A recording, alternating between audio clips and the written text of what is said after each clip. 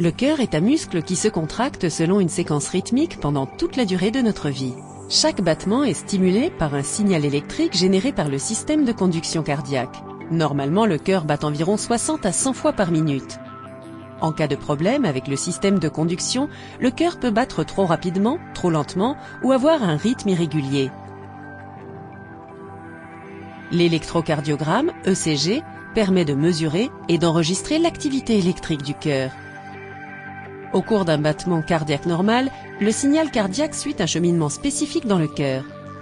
Le signal commence dans le nœud de Case et Flack, situé dans l'oreillette droite. Ce nœud déclenche la contraction des oreillettes, ce qui pousse le sang dans les ventricules. Le signal électrique passe ensuite dans le nœud auriculo-ventriculaire ou nœud AV, puis dans les ventricules. Ce signal provoque la contraction des ventricules qui pompent le sang dans les poumons et le corps. En cas de retard ou de blocage du signal, une bradycardie peut se développer.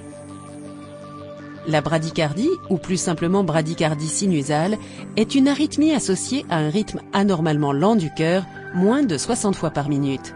Cette pathologie est généralement asymptomatique.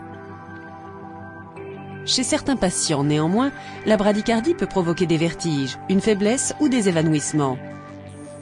Ces symptômes sont dus à une baisse de la circulation du sang riche en oxygène vers le corps, en particulier à la baisse du flux sanguin vers le cerveau.